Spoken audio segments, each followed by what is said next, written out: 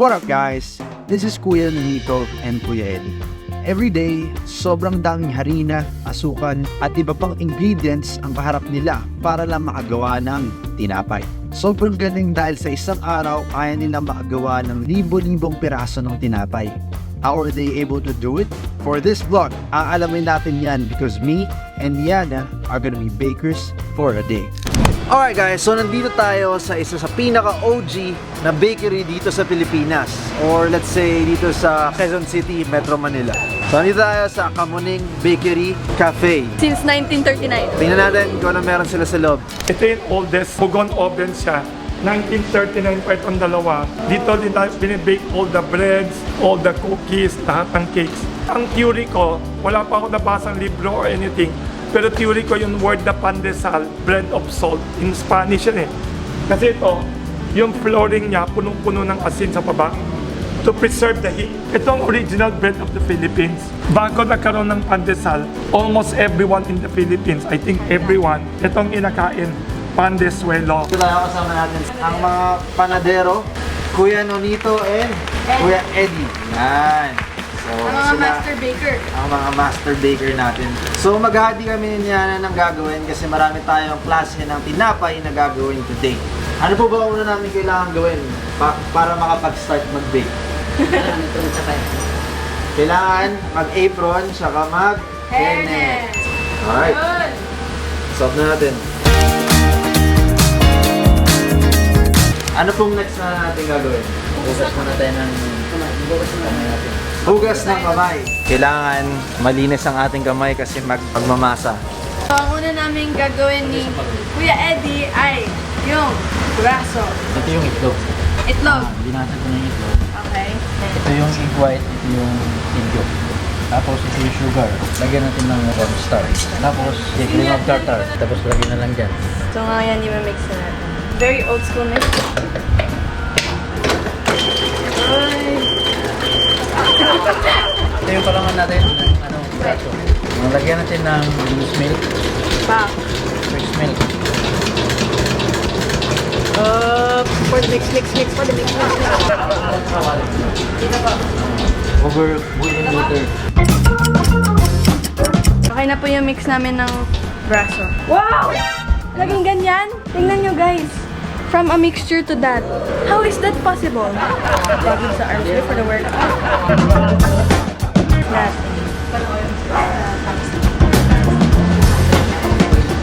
Tapos i-stack natin para Lahat na no space has left. Ngayon isasalang na po namin sa oven. 140 ang kanyang temperature. Duration niya 45 minutes. Okay, let's wait for 45 minutes, y'all. Yung sinalang po dun sa may hot water, ito pa yun. Ito yun. Kasi ito yun nasa oven. Yung sa oven, ito. Ah! Ayan. Masilan din kasi ito eh. Ganyan. Nakakatakot. Finishing product, ilalagay sa box. Alright! Alright! Alright guys, so si Niana naka-experience na maturuan and mag-try ng mga kung paano mag-bake. Now it's my turn. Let's go! So, sasampulan tayo ni Kuya kung paano mag-egg pie and tatry ko na rin kung paano siya gawin. So, lalagyan ng shortening. Ganyan, tama po ba yan? Uy! Okay. Ganyan pala yun.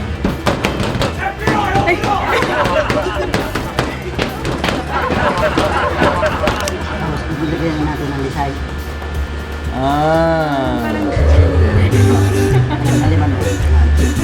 Ang cute naman nung sayo. Kinurot-kurot ka yan. Next is titimpla. Asukal. Nice, may pa-shake effect. Next, eggs. Aggressive mo naman. For the egg. Alright. 60 grams ng tubig. Cornstarch. Vanilla. So ngayon, it's time to mix this thing.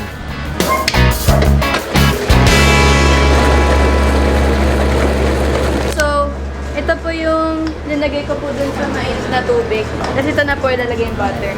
And may minimix pa kaya antayin muna natin. Alright. So, tapos na. So, ito yung laman ng egg pie. Alright, so lalagay ko po sa oven, ha? Ah.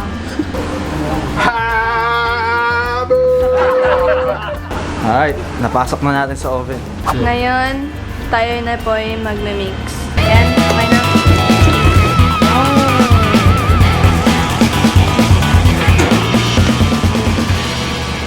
Luto na!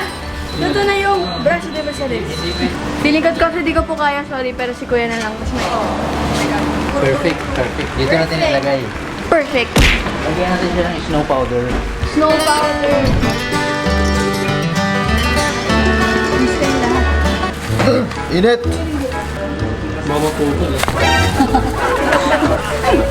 Alright, yan. Box na. Yay! It's done. Bye. 1,600 pandesal ang gagawin natin. Let's get it. Yun! Wow! Lahat pa rin natin. Uy, wala ang galing. Parang napunan.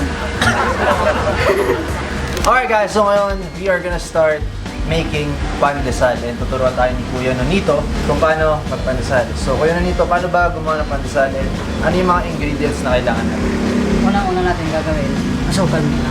Asukal. So asukal, Ibuhos mo na yun! shortening. Next is, Butter.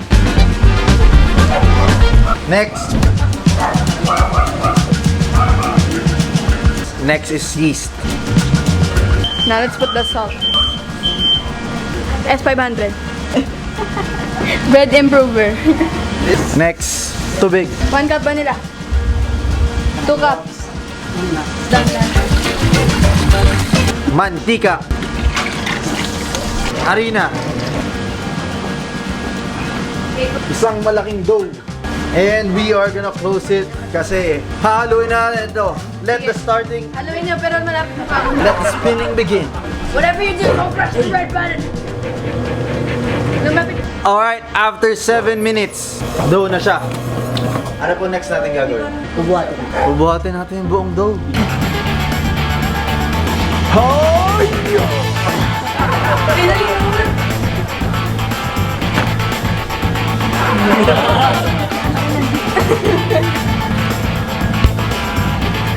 Ayan. Okay. Ano po next gagawin po? Pastunan natin. Alright guys, so ngayon magmamasa na tayo. Kitang-kita nyo naman, meron tayong malaking dough sa harap natin. And now it's time to masa.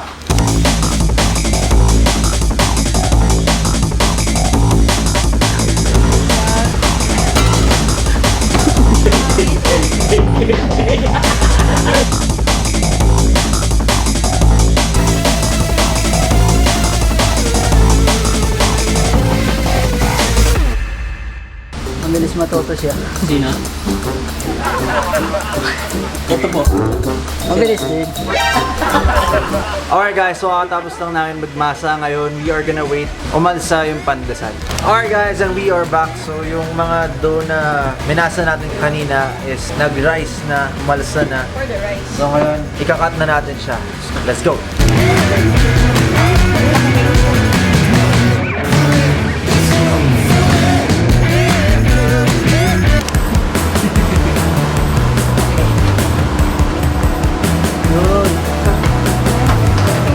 Antayin natin. 10 minutes waiting time. Hintayin natin. Alright guys, and finally, meron ng lutong pandesal. Mainit na. Ito, ito. Ano yan? Alright. So yan, may mga nagawa na tayo guys, as you can see. This is the pandesal, this is the buns. And marami pang i-oven. Yan.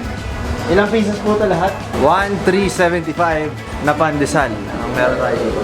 Alright guys, so we are officially done being bakers for the day. We get to make 1,000 plus pandesals with all of them, with sila kuya yan. Shout out sa kanila lahat. Yan kay Kuya Nonito. Yan, thank you so much po Thank you po sa pag-help. sa pag-help. Pero anyway, thank you po sa pagtulong po sa amin. We hope po na kahit pa paano nakatulong kami ng dalawa. Sobrang dami ko natutunan na kung paano mag-bake, mga ingredients, and kung paano ginagawa yung pandesal. And we also learned a lot about bread in general. And ayan, titikman namin siya pero hindi dito. Punta kami dun, babalik kami dun sa Kamuning Bakery Cafe. Ano po masabi niyo sa pagiging baker namin for the day? Okay naman. Naging maayos naman yung Mabilis matuto? mabilis mo to. Mabilis matuto. Hindi ba hindi marunong Sa una lang yun. sa una? Sa una lang. Natuto naman. Natuto naman. So yun guys, being a panadero is kinda tiring Yeah, it's actually. not that easy, to be honest. It's not that easy. So, props to And- all of the bakers out there. Pero masaya siyang gawin kasi parang nag-experiment ka eh. And parang meron kayo aabangan na kakalabasan from scratch to something, you know, Nakaka-shock actually. something yummy, something delicious. Yes. So yes, shout out to all of the bakers. Yeah, shout out Respect kay all of Kuya them. Nonito. Nonito also. And Kuya Eddie that left earlier. So yun po, thank you po. Thank you. Salamat. Thank you guys. Thank you. Alright guys, here's a token of appreciation. Mga kuya, meron lang kaming onting regalo. Wala lang to, parang token of appreciation sa pagtulong sa amin. Maging baker. So, Thank you po. Maraming salamat po. ati kayong tatlo dyan ha. Thank you. Salamat po. Thank you, thank you. Alright guys, and we are back here sa bakery and now it's time to taste yung mga ginawa namin and mga binake namin. So, Go. we have here the pandesal. We have here Niana's. Braso de Mercedes. And we have here The my egg pie. egg pie. Sarap kumain cheese with. Sarap. Sarap siya, malambot. Pero plain na plain yung lasa as of now. Okay, now it's time to rate the pandesal. I'm gonna rate the pandesal that we made a good 8. I rate the pansal that we made a good 8.5. Kayo? 8. I rate it a 9 kasi nakita ko kung paano siya ginaganon-ganon, no? Tingnan mo, solid siya. So, wala siyang air-air. Hindi siya, ano yun? Mahangin. Hindi siya puro hangin lang. So, solid siya. Tapos, masarap nga ito pag mainit pa. Perfect. 8.5. Bakit? Malaman, balasa, lasang kamay ni Rans. Next, Braso Liniana. Lamig. It's a 9 out of 10. 10. I like it. Paano to? Sige, diretso lang. Snake Aruma. Alright, I wonder how this tastes like. Lasang egg pie. It's time to rate my egg pie. And I'm gonna rate my egg pie a good 10. Oh! Kasi gawa mo. Kasi gawa ko. Ako, I rate it a good 8. It's really good and it's egg pie. I love egg pie. Sa akin, sa design, talagang pinerfect ko yan. So, 10. Ganun ko. Sa lasa, 10 rin. Kasi ingredients nila yan. So yun guys, we've tasted the pastries that we made and we also became a baker for a day. We experienced to become a panadero and panadera for a day and it was an experience. Panadara!